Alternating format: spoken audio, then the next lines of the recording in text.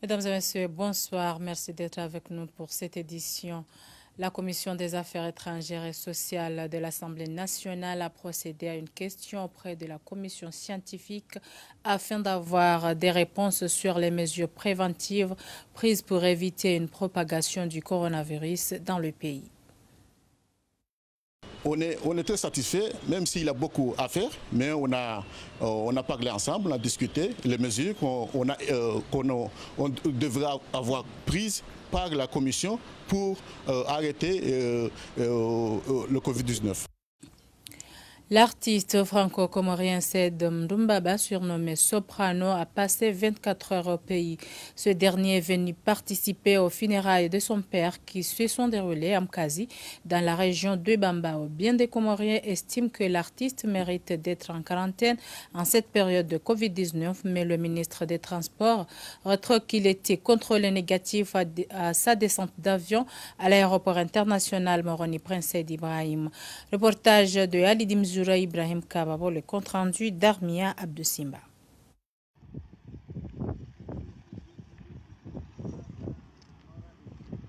C'est à bord d'un avion spécial que Soprano a une fois de plus foulé le sol de l'aéroport international Moroni Prince Said Ibrahim.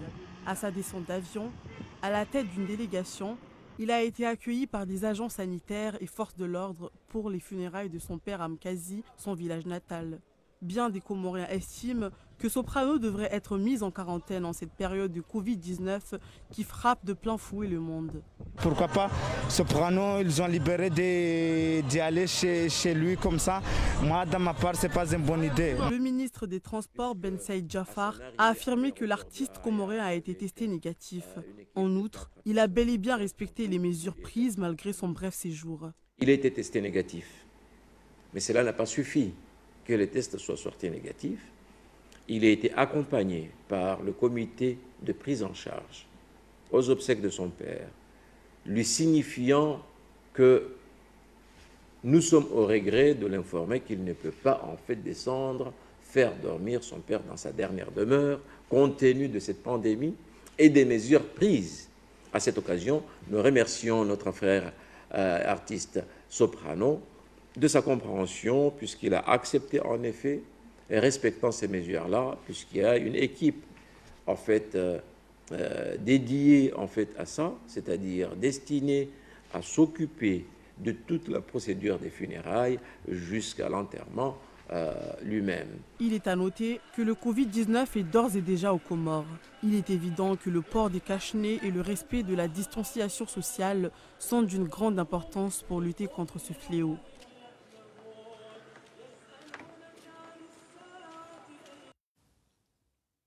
Le gouvernorat de Ngazidja, de concert avec le programme des Nations Unies pour le développement et Centre des opérations de secours et de protection civile, a procédé ce dimanche au marché de Fumbouni à une opération d'assainissement et à une remise d'un lot de matériel hygiénique. Le comité d'hygiène de Fumbouni a saisi cette opportunité pour remettre lui aussi des tapis de table et cache-nez dans le but de lutter contre la propagation du Covid-19 en Union des Comores. Reportage de Nourdine Saïd et Salim Ali Ratiraka. Répartis en groupes de travail, ils se débarrassent des mauvaises herbes, ramassent les ordures, pulvérisent le marché pour une propriété saine. Au cours de ces travaux, la gouverneure de Ngazidja, Mhoudine Siti Farwata, et les représentants du PNUD ont distribué aux responsables de ce marché de Fumbouni un lot de matériel tel que les bacs de lavage des mains, des gants, des cache-nez, ainsi que des râteaux, pelles et brouettes. La feuille de route qui a été préparée par le comité Covid Ngazidja, le PNUD a pris en charge des activités, notamment la campagne de sensibilisation, caravane, et surtout faire des rencontres entre le gouvernorat et les acteurs locaux. Donc c'est tout un processus que le PNUD a accepté d'accompagner et que dès demain, ça va être mis en application. Je vous rappelle également que ce processus de nettoyage et de désinfection, nous allons mettre en place un dispositif de lavage des mains au marché de Fumbouni pendant une semaine et que les agents des santé communautaires qui ont été formés dans ce cadre vont rester sur place pour sensibiliser la population locale, comment laver les mains pour lutter contre le coronavirus, c'est-à-dire respecter les gestes barrières. À cette occasion, le comité d'hygiène de Fumbuni a également remis aux vendeurs et vendeuses de ce marché des tapis de table et des cache-nez pour renforcer l'hygiène et la prévention contre toutes sortes de maladies. Nous devons connaître normalement la situation actuellement aux Comores. Chaque personne devait contaminer 4 personnes. Donc nous devons mettre prendre la situation en main pour épargner la population comorienne.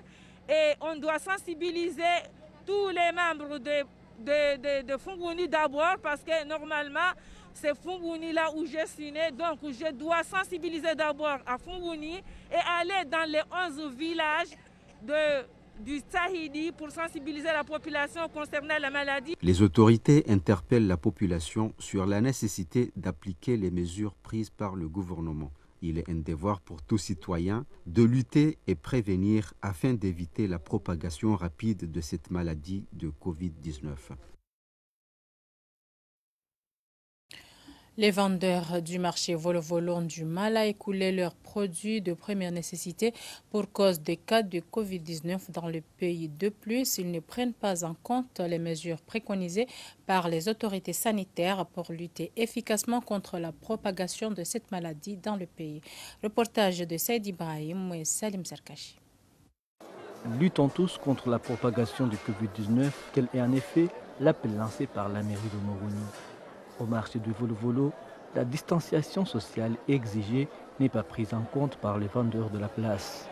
Certains d'entre eux se plaignent d'un manque à gagner en cette période d'intense activité. La mairie de Moroni s'est engagée à faire des traçages pour que le respect de la distanciation des mètres pour que la lutte contre la propagation du Covid-19 soit appliquée. La commune de Moroni a commencé depuis samedi à faire des traçages de 1 mètre pour qu'on commence à faire placer les vendeurs. Parce qu'on ne voulait pas que tous les jours, il y a des soucis. On ne veut pas qu'ils se mettent ensemble, ils se serrent. Ce n'est pas notre ambition. Et aussi, on a commencé une bonne relation avec la gendarmerie de Moroni, pour qu'on travaille ensemble et qu'on mette les dispositions de mise en place ensemble aux vendeurs de Volo-Volo. Les vendeurs, ils s'est mis en colère parce que ça fait longtemps qu'ils ne travaillent pas.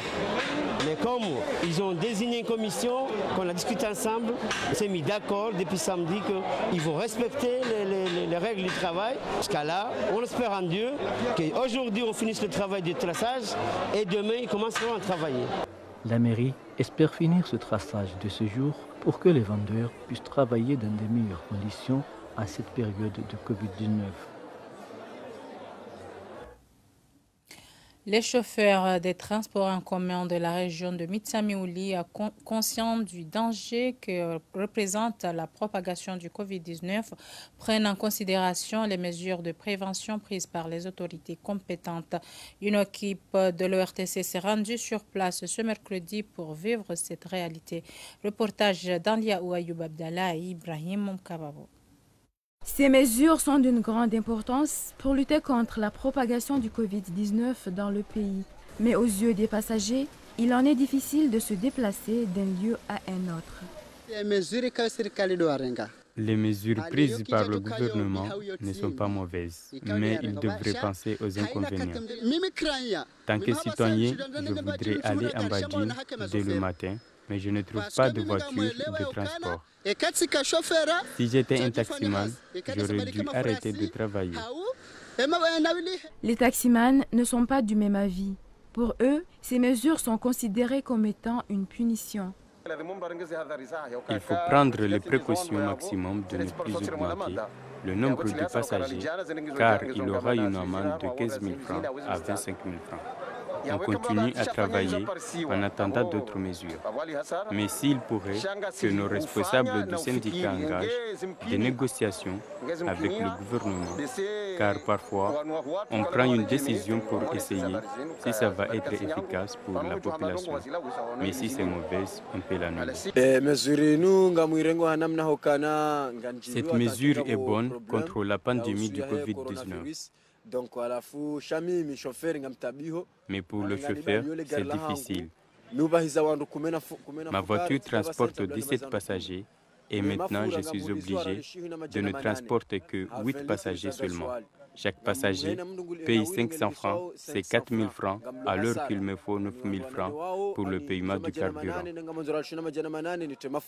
Donc c'est compliqué, soit on augmente le frais de taxi.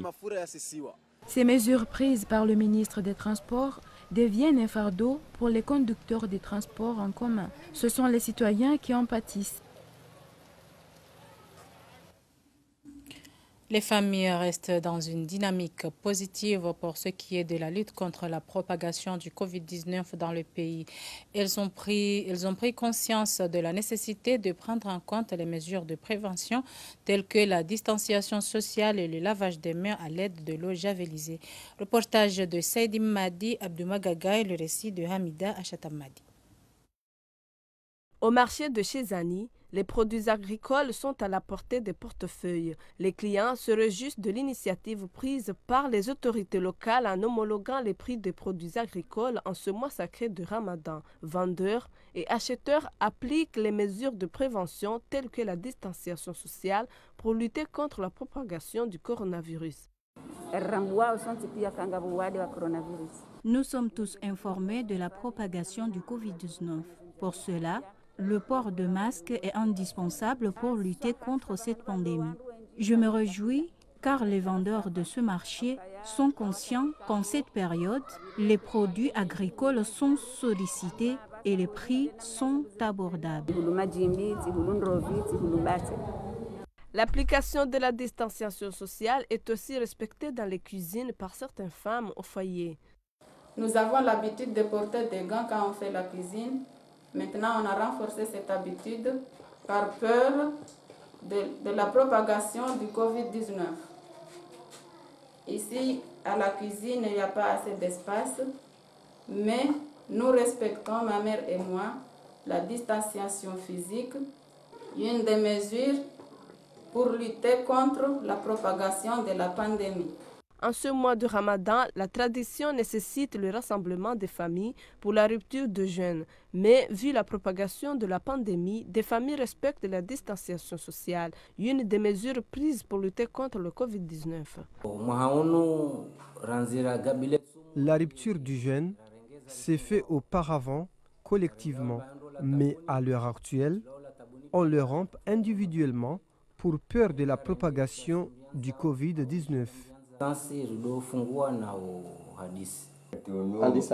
J'avais l'habitude de rompre le jeûne avec mes petits-enfants. Dès que je suis informé de la propagation du Covid-19, j'avais demandé à ma femme de protéger le repas collectif de manière individuelle. Le port de masque et le respect de la distanciation sociale est indispensable pour épargner la population d'une propagation rapide de la maladie. L'Union des Comores doit disposer d'une stratégie devant contrecarrer la propagation rapide du coronavirus au pays. La population ne cesse de rehausser le ton pour ce qui est de moyens de protection. Mwanadjouma Papali. En cette date du 4 mai, l'Union des Comores comptabilise 4 cas détectés positifs du Covid-19, dont un mort. Ces personnes ont été dépistées et disposent des symptômes de la maladie. Certains patients souffrent de troubles respiratoires et d'autres malades sont transférés à Saint-Bankoumi, vu que l'hôpital El Marouf ne dispose pas de capacité requise pour les accueillir. Le personnel soignant ne cesse de hausser le ton. Ce dernier réclame des moyens et outils de protection de lutte contre la maladie coronavirus.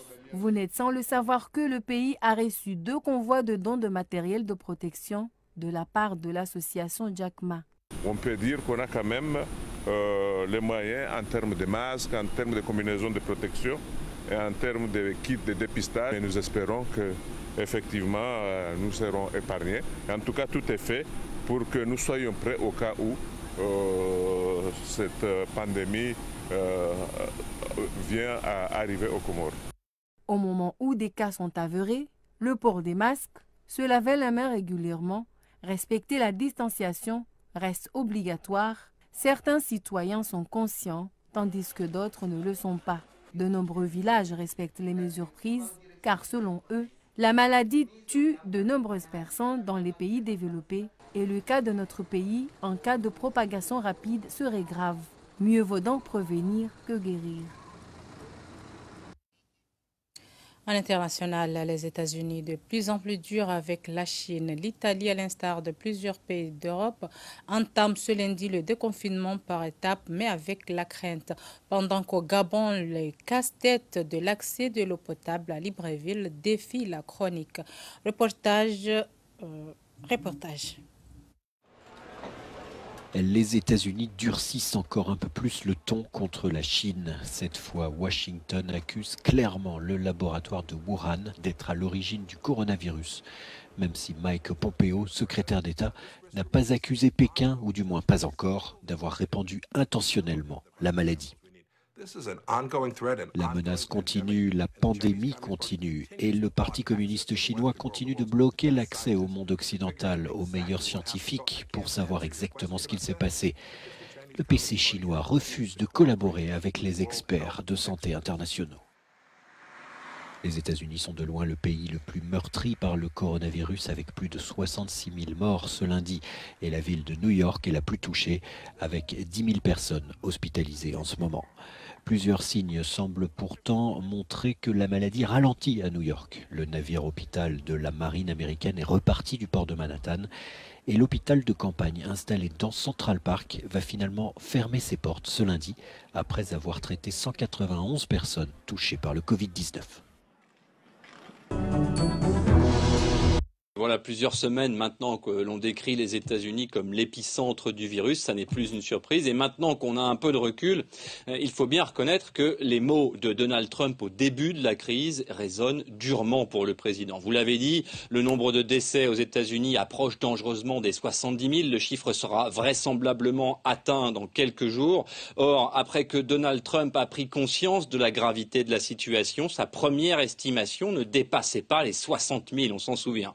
Ce dimanche, au pied d'Abraham Lincoln, dans une mise en scène télévisée qui a clairement exaspéré ses adversaires politiques, le président américain annonce une évaluation basse des décès qui dépasse désormais les 100 000 victimes.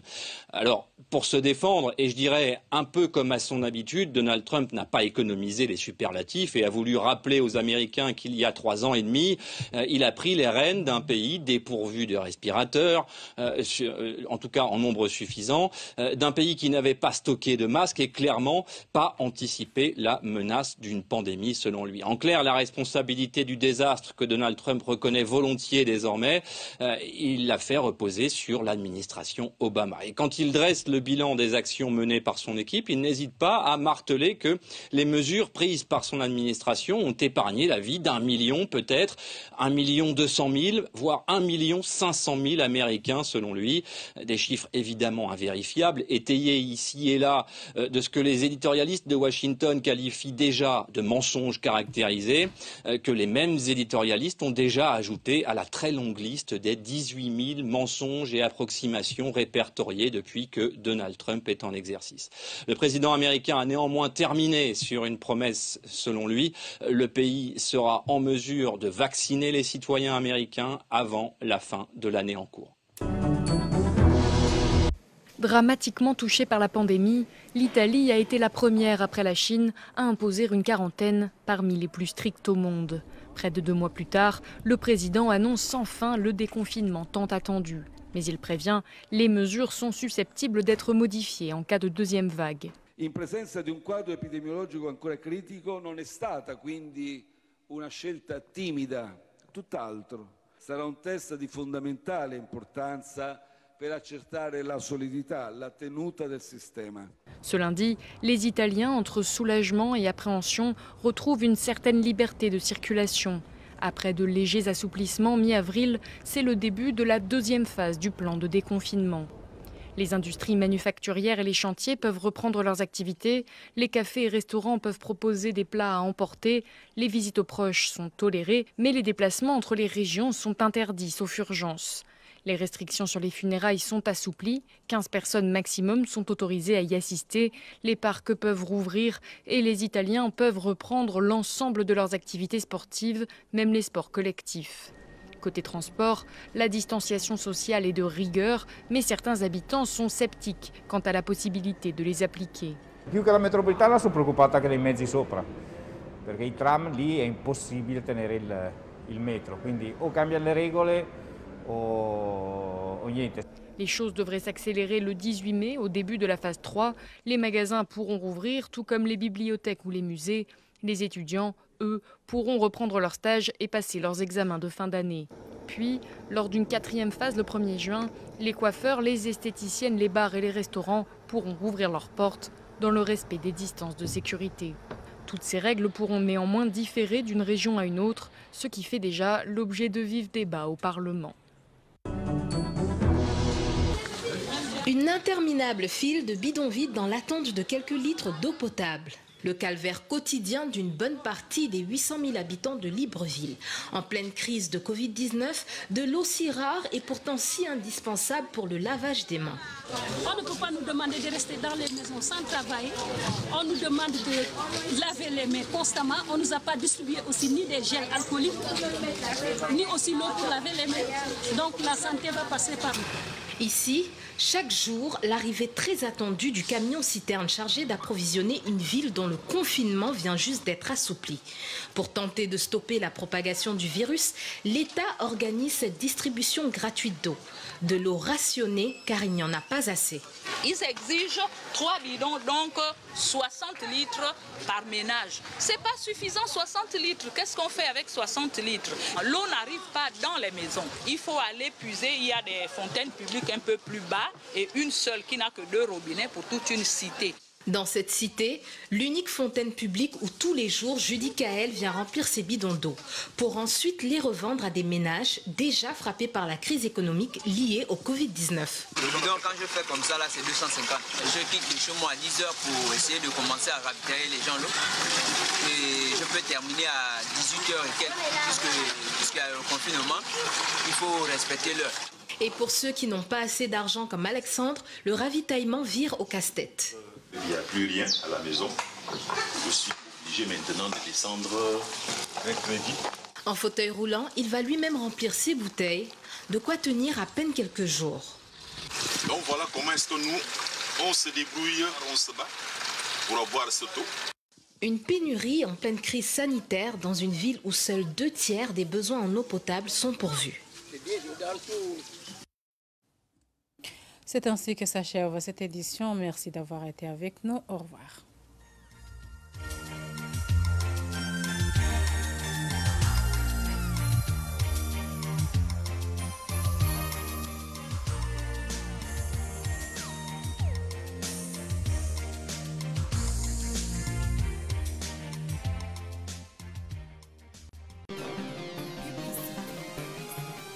ORTC, c'est la pub. ORTC, c'est la pub.